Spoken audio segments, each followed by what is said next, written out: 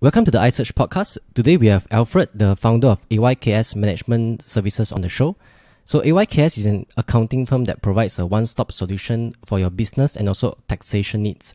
Today I'll be discussing with Alfred on a very interesting topic, which is how you can save up to 60,000 in a tax rebate by starting a new company in Malaysia for 2021. So welcome to the show, Alfred. Thank you, Benjamin. Thank you for your invitation. All right. So could you just share how this tax rebate works for a new company formation in Malaysia? Okay, basically during last year, Penjana initiative introduced by government to ease the stress of some businesses. So government got introduced quite interesting initiative, which are if you incorporate a company or your company previously is dormant, so now you want to commence a business between the period July 1st, 2020 to December 31st, 2021. So you entitled tax rebate of 20k per year. So up to 3 years or so, that means 60k overall in the period of 3 years. Okay, sounds good. So how can a new company that you mentioned qualify for this kind of tax rebate? So what are the terms? Okay, basically, right, this initiative only enjoy for SME companies and LLP. LLP is limited liability partnership. That means a quite new partnership which you will enjoy the tax rate of a corporate tax which is first 600,000 at 70%, subsequently at 24%. But in income tax context, right, you will have different meaning of SME, which means that SME in income tax condition is your gross revenue must not more than certain amount. Then your your share capital must not exceeded 2.5 million. Only that you can categorize as SME company. Okay. You mentioned that they need to have some direct costs and also capex for the SMEs to qualify for this. To enjoy this 60k tax rebate, right, you must incur capital expenditure, capex, or direct costs, which equivalent to the tax rebate amount of 20k. That means you must incur costs or you invest on your company. Then you only can enjoy this tax rebate. Otherwise, you incorporate a company without any costing or whatever. So basically, you won't get the tax rebate. Okay, so can you give example of what kind of costs for the company to qualify for this tax rebate? So for example, for instance, salary or because a lot of people quite confusing on the meaning of direct cost. Let's say I have an office. I rent an office to do production. Rental of factory consider direct cost, while the rental of office, that one not consider direct cost, that one consider administrative cost. So there's some confusion over there of what is the direct cost. But so far I see any practice guide from LHDN, they didn't mention what is the direct cost. But in my personal point of view, I would treat that as a cost of sales. Okay. As to the direct cost as direct expenditure meaning. Yep. Okay. Let's say if a company someone wish to start a new company in 2021. So let's look at the main cost that they might incur. So let's say salary. Purchase. Yeah. So salary depending, because salary of administrative staff, that one not considered. Like salary of your factory workers, that one consider as your part of cost of sales.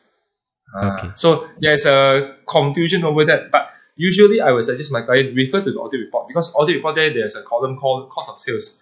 Purchase, whatever you purchase, carriage inwards or custom clearance, that one considered part of cost of sales. Put it this way, whatever expenses incur for the production of your sales, that one I will treat it as direct expenditure. All right, understand. Okay, maybe you can just do a screen share, and then we can see the illustration of how this thing works. Okay, so for example, let's say we put this is the revenue. Revenue, yep. So this is the cost of sales. And then you get your gross profit. And then here's your admin expenses. Expenses, yep.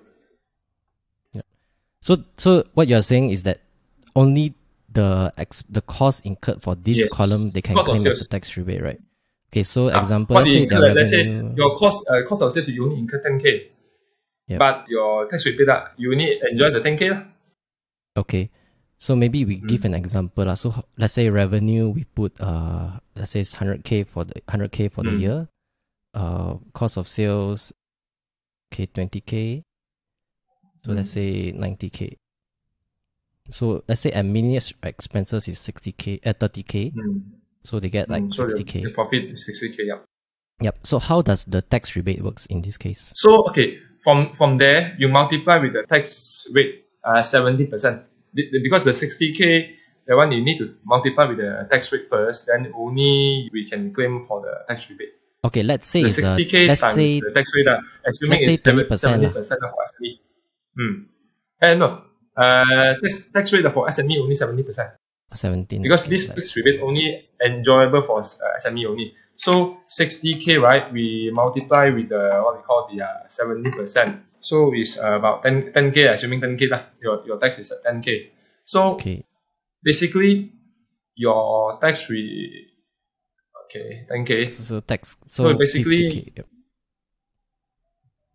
Yep. your net profit before tax is 50K. So Yep. this 10K itself, you totally you only pay tax already because it will rebate against the tax already. Oh, okay. So this is the 20K, so they don't have to pay tax lah, basically. Yeah, Yep, because okay. you incur the cost of sales already 10K ma. So after the tax rate, the 60K times 70% is assuming 10K lah. So the 10K itself already deducted the tax rebate already ma. So no need already lah. But bear in mind, any excess let's say you get your tax rebate 10K, but the government give you the quota is until 20K. So the remaining 10K consider burn already. The tax losses already. You cannot carry forward for next year. Okay. So the tax rebate, meaning that they will split it, the 60K into 3 years lah. So 20K, 20K, and 20K. Yes. Yeah. So let's say if in 2021 the taxes that I have to pay is 17K, which means that this one will be offset lah. So let's say if in 2022 the amount of taxes that I need to pay is actually 40K, which means that with this tax rebate I only pay 20K. Yes. Yeah. Then okay, let's say come 2023 I have more taxes to pay, 60K. So instead of paying 60K, I only pay 40K. Yes. Right. Okay. Right. So then when it comes to 2024, then there's no more such rebate already lah. No more such rebate. Yeah. Okay.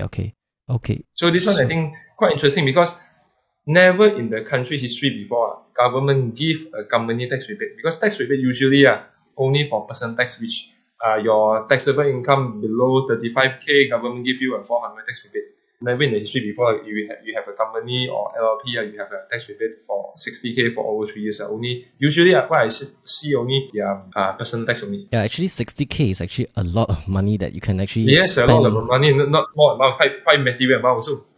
Yeah. So I guess with this kind of incentives, we will see more companies start up in Malaysia over the next. More company or LLP because people usually they hesitate over LLP or company, because if you form a company, usually the incorporation fee is 2005, while else the LLP take you about, which you can do online, I think about 500 to 800 only. Because you through the Senam Bank, you need a company secretary. LLP no need anything, no need a company secretary. But you bear in mind, LLP there's one thing called compliance officer. Anything itself happen compliance officer have a heavy responsibility. All right. Yeah. So how can this, if the company, let's say they form in May 2021, so still within this 2021 period, so what type of form that they need to submit to the government to be able to claim this tax rebate? So far, I didn't see any form from LHDN yet, but recently they got published a Form C, which are company tax return. There's a column called tax rebate amount only. They didn't mention about what kind of form you need to fill up to enjoy it. But so far, from what I understanding is, as long as you incorporate 1st of July or company previously is dormant, which means no operation at all, you commence your business or form your business as on 1st of July, then you automatically enjoy the benefit. So which means that now we are in end of April, we have about 8 more months to go for the company to enjoy this kind of tax rebate. Yeah. Okay. So basically depends on yourself, because LLP more easier because you no need incur audit fee, you no need incur secretary fee, basically accounting fee and tax fee you do. But you enjoy the same tax rate as personnel, but quite good also. Alright. So the next thing is, besides this 60K tax rebate, I understand that there's also a new tax deduction for renovation costs. So how can a company qualify? Because this one is, so far, from what I understanding is, this one is open to all. As long as you got incur renovation during the period 1st of March 2020 to 31st December 2021, if you incur renovation, you will get a tax deduction of up to 300,000. But one thing is this one got certain term and condition on it. For instance, if you hire a designer, they draw a layout plan for you, a 3D design, the plan. That one not eligible for this deduction. Only like you do the tiles, flooring, which I think LHDM got published a quite specific of what kind of expenditure you enjoy for this what we call tax deduction. They list out piping work, wiring, whatever things they got mentioned. But so far, designer fee, you purchase antique, all that one not considered of renovation. But bear in mind, to enjoy this benefit, you need to have auditors certified. That means you need to produce this receipt to find your auditor for Senam Umbrella. Find auditor, the auditor go through everything, saying that this is no problem with it, they will certify, then you only can claim. Without auditor certify, this one you cannot claim. That means that those are sole proprietor partnership, they need to find auditor. That one might come with charges from auditor, which that one I'm not so sure how much auditor will charge. So renovation, because I understand that previously if you renovate, let's say you started a company 5 years ago and you renovate, then those expenses you can't claim against the tax, right? Yes, that one you cannot claim capital allowance because they want considered as NQA, non-qualifying expenditure. Okay. But only last year until end of this year, they got some benefit to public for renovation. Yep. Okay, so does it mean that both this 60k tax rebate and the 300k renovation tax deduction is only applicable until 31st December 2021? Yes, until end of this year only. Okay. Because previously, the renovation is up to 31st of December. Our Minister of Finance, during the budget, they got do some extension until 31st of December 2021. Okay. So if a company, they wish to claim this 60k tax rebate and also this 300k renovation deduction, what are the steps for the companies to get started so that they can claim all this? You open up the company, that one should not be a problem because that one automatically already. But for the renovation one, I advise that whatever you renovate for your own business only, because some people might tend to abuse this benefit. That means that they're doing their own house, they claim for the company, but that one cannot already. As long as you renovate for your company, usually got the renovator of the service provider, they will write your company address, then the amount you make payment to them. Then certain auditor, they might come to your premises to have a look to see whether the legitimacy of this renovation incurred or not. Incurred on your business premises or your residential premises. When you mention auditor, you mentioned is what kind of auditor that will come and approved company auditor. That means those who can sign audit report for Senam Berhad and Berhad one. Okay, understand.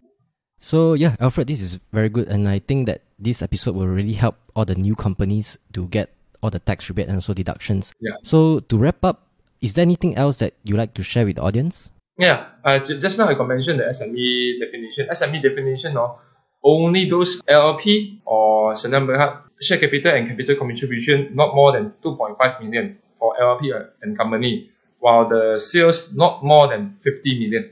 For LLP or the company to classify as under SME. Yeah, so as long as they qualify, then they can claim all these tax rebate and tax deduction. As long as they qualify these two conditions, the capital contribution and the sales, the threshold of the sales, then they consider as a SME company, small and medium enterprises. Okay, that one won't be a problem for tax deduction because let's say if they start a new company and they claim this year, unlikely that their revenue no problem. Only for those want to enjoy the tax rebate, the 60k for 3 years one.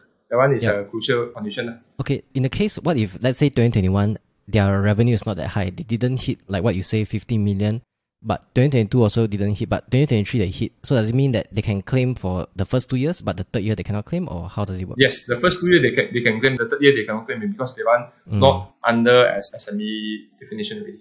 Okay, so Alfred, thanks for coming on to the show. Check out AYKS Management Services, which I'll put in the description down below, and I'll see you in the next episode. Thank you very much.